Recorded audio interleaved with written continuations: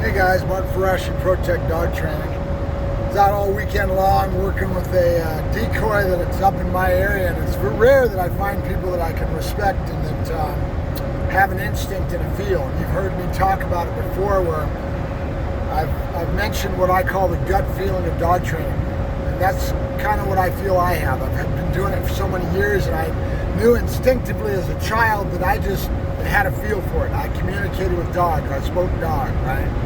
And many times in this trade, you'll have a lot of kids who want to become a dog trainer, and they'll go out to school and they'll do this, and they just don't have that instinct. They don't have the feel. It doesn't matter how many books they read, how much science they put in.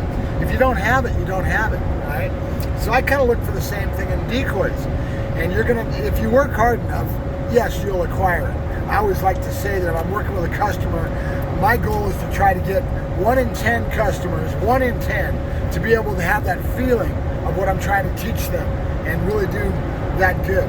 And my odds are anywhere from 1 to 3 in 10, I don't know. But it's a lot of it is passion. The want to learn, the want to grow, to have an open mind, to have a lot of the principles that you hear me talking about when I try to pass it on.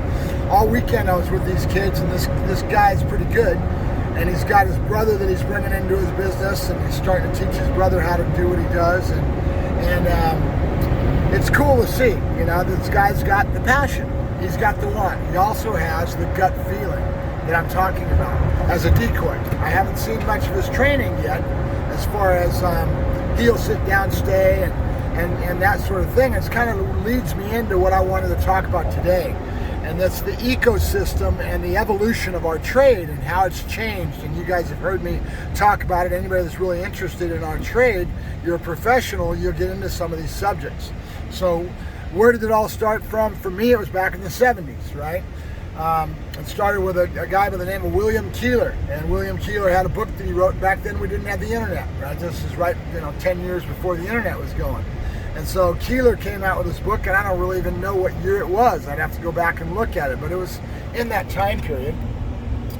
And Mr. Keeler, excuse me, I've got an officer around. I can't be hanging my phone up high for him to be able to see. So Mr. Keeler was using a method that's called escape and avoidance training, and it was very direct, and everybody started doing it. We were all doing it. And one of the guys that's out there that's really well known has a website that does a lot of video education, and he calls it the yank and crank method. and he advocates not taking your dog to inboard, which is kind of a misnomer as far as I'm concerned. I do a lot of inboard, and I have my whole system set up for that, though I do give privates and lessons as well. But I always kind of try to push my customers towards an inboard because I can do a better service for them when I do the work. Keeping in mind I've learned to play that guitar since I've been 12 years of age. I've told you guys about that, my affinity towards describing that as guitar playing. If you go to take a lesson to play a beautiful instrument you buy off the wall and you go, man, that's a beautiful instrument, it's got great sound and tone, how long is it going to take you to learn to play that instrument to that level? So back to what I was talking about, the ecosystem and the evolution of our trade. It goes through a lot of ebbs and tides, and we're going through a lot of that right now with a lot of these sports that are going in as far as bite work that are coming about. You got Schützen, you got ring sport, you got PSA, you got all these different sports, and now we've got a new one here in the LA area that's in the California area that's starting to grow, and it looks like it might take off pretty big because they're doing something that's a little different. They're organizing it towards, it's called the Street League, so it's more towards realism, to what I get into. And then it's also has a cash purse, and that is something that we should have in our industry. Really, it's been a long time, and we've never had our sport do things like a lot of other sports. I mean, even in digital games, they've got a whole network of kids playing digital games and competing with each other, doing all these different games online, and they have a cash purse, and they have sponsors, and they have all that. There's no reason that we can't have that in our industry. And so this Street League is kind of, and these guys are doing a real good job kicking it off. They're doing an excellent job. So this decoy that I've hooked up with, that we started our conversation with, is become certified as a Street League decoy. And he's good. I like him. And the fact that he's in my area. It's hard to do what I do, bouncing all over the place and having to drive the LA basin to get to some of my decoys. It costs me a lot of money and a lot of time to have to drive, down the hill, an hour and a half drive sometimes, and that's 3 hours of my life going to and from, and then staying there all day to work with the decoys that I work with. It's it can get pretty costly to try to produce the product that I want to for my customers, because I've got to pay the decoys, right? Right now Dante's getting worked. I've got another client's dog in. I've got actually 2 or 3 clients, but so I'm doing it in my fashion, so it's just tough. So it's nice to have this kid up here. But what I wanted to get him talking about, and this is kind of where my head's at, is the evolution of the industry. And what's going on with this that I see after going to the PSA certification that I went to a few weeks ago, and seeing that, and I'm seeing the evolution of that going back again, because it was in California pretty hot and heavy, and then it fell off, and now it's back over the last year or so, and the sport as a whole, PSA, is really starting to grow. So what I'm seeing in this is I'm seeing a culture, okay? They have created a cultural base with the decoys, with the kids, that are catching these dogs, and they're learning and they're growing from each other, and they're catching the dogs. But here's the thing. This is what it's creating, and I'd like to have this change a little bit. It's creating a tendency for these kids to go out and get certified to catch the dogs, buy the suit, and be a part of this culture that they're getting into within that sport. And PSA seems like it's one of the few sports that's a little bit more, how do I explain it? Open-mindedness to being good with others and kind, and they've got a good cultural base. They really do. But what it's creating is these kids go out and they do that, and they grow with their dog, and they go out and they do their decoying, and they get into a club, and before you know it, they hang up a shingle. Pufta, I'm a trainer. So it's creating it's a double-edged sword. It's creating an attitude of saying, Pufta, I'm a trainer, hanging up a shingle, and missing out on what I feel is one of the most important aspects of being a trainer. Understanding that no matter what you're doing, you're out there catching dogs, that you're building and creating behaviors. And when you're doing training, everything is based on behavior. Doesn't matter if you're teaching the dog to do bite work, if you're teaching him to bark on command for a revere, he's got to learn behavior. And to be able to do that is an art and a science. It's a mix, okay? There's a lot of science in it, but there's a lot of art. There's a lot of that gut feeling, that instinct to be able to feel, because timing is so important. To be able to mark that behavior right the right way and to set up patterns that are going to create these behaviors. There's a lot more to dog training than just going out and catching a dog, guys. And it's kind of frustrating. I see it and I understand it, but I don't totally respect it when I see these kids go out and go Pufta, I'm a trainer, and hang out a shingle. I have no respect for it in that regards, right? So I would rather see a person, a young person that's getting into the trade, I would rather see them go out and realize that they're better served by understanding that their main market, where they're going to make a living, is the general public. And the general public comes to you with all kinds of problems that they may have. They may have created the neuroses themselves. They may have a dog that's getting into digging or whatever it may be. Just bare bones behavior. Digging, barking, jumping up on you. Those are behaviors that people don't want to have solved. They don't give a shit how deep we get into it. We're a niche, okay? The general public that comes to you, that person that comes to you, has a lifestyle.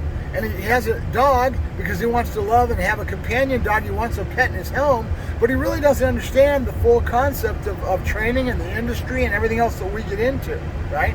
They have a need that they need to have fulfilled, okay? Your job is to fulfill that need, okay? If somebody comes in the door at your store and they are asking you for a product, whatever it may be, they're looking for you to fulfill a need.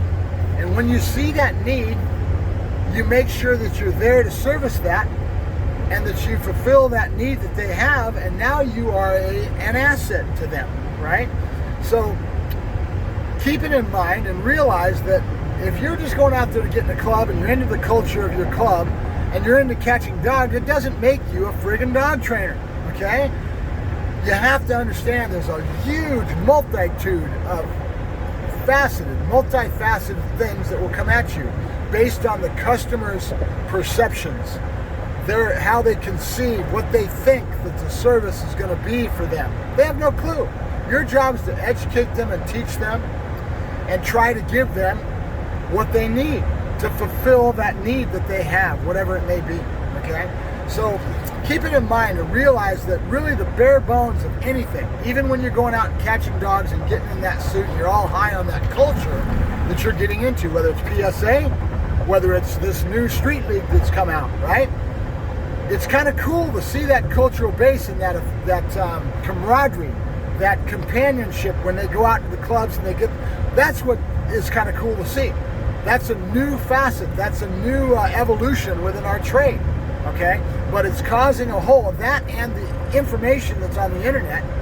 They read all this stuff, they get into all this stuff, there's this online courses, there's all this stuff, and they think that by reading it and consuming it intellectually on the front of their brain, that they now could call themselves a trainer.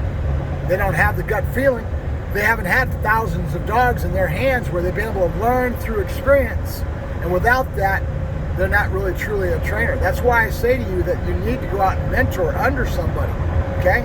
Even if you went through Michael Ellis's school and you got certified, I would really still feel that I would really have a lot more respect for you if you went and worked for somebody that I respect that's out there, and you worked for him for a year, 2 years, and you earned your way. You know what I'm saying?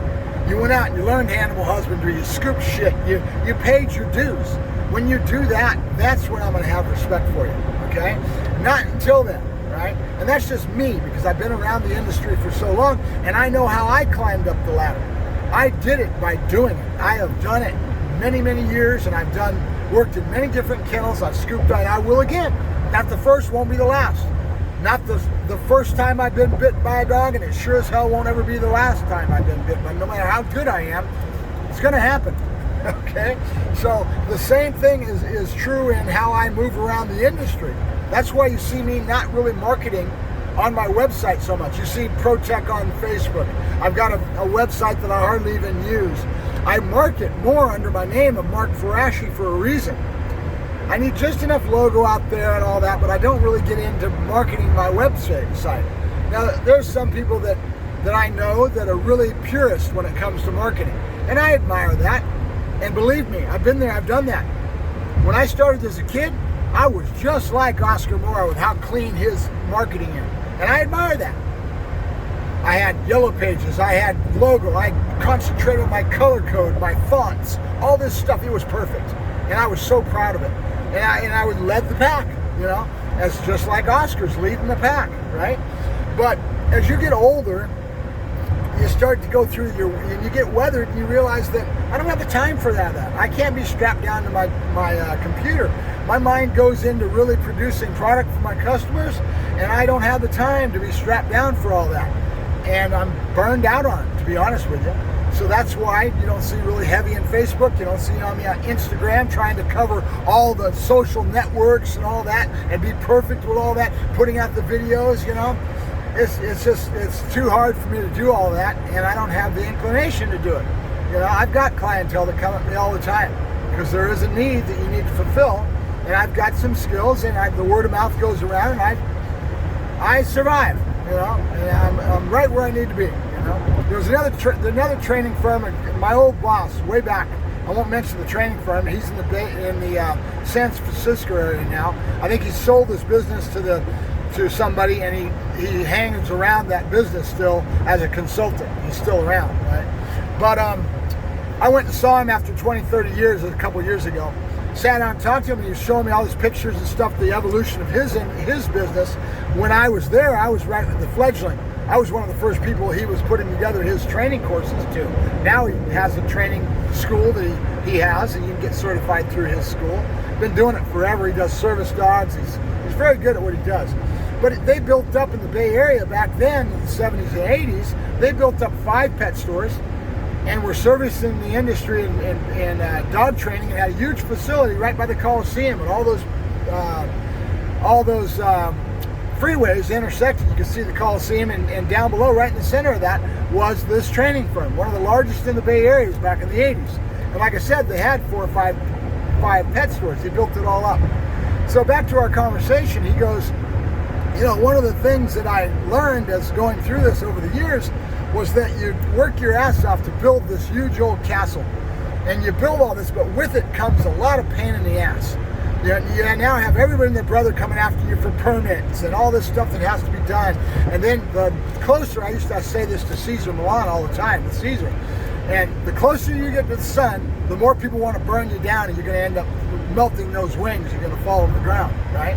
And it's true. The higher you get on that ladder, as you climb up and you get more accolades and you get more attention, the more people want to burn you down, right?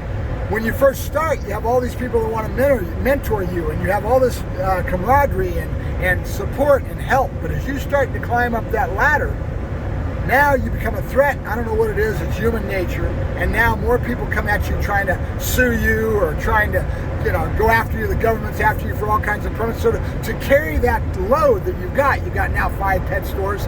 You got to get permits for everything. You got people that you're trying to keep employed, and they're not coming to work, or they're not, you know what I mean? The more you do, the more you've got to hold up, right? And it's admirable when you're young, but as you get older, you get burned out by it. And like he told me, he had a house up in San Diego area, and he was running his business out of his house. He had a kennel in the back and all this. And he goes, I like it, just what I've got. Very low key, low maintenance. He doesn't have no fuss, no muss, and he goes, this is so much better than all that I had to work my ass off for, and what I was trying to carry, you know, trying to carry that load that he had created, because it's part of youth, you know, it's part of wanting to kill the world when you're young, you know. I went through it. That's all I cared about, was being the best at my trade, and then having people notice me and all that. I've been there, done that, you know. And as you get older, you start to mature, and you kind of go through it. You don't care about that bullshit anymore. You know, you care more about just doing what you love to do, and you take life just like dogs do. I live in the moment. I don't live in the past. I don't live in the future. I live in the moment. And I'm one of the happiest guys on earth.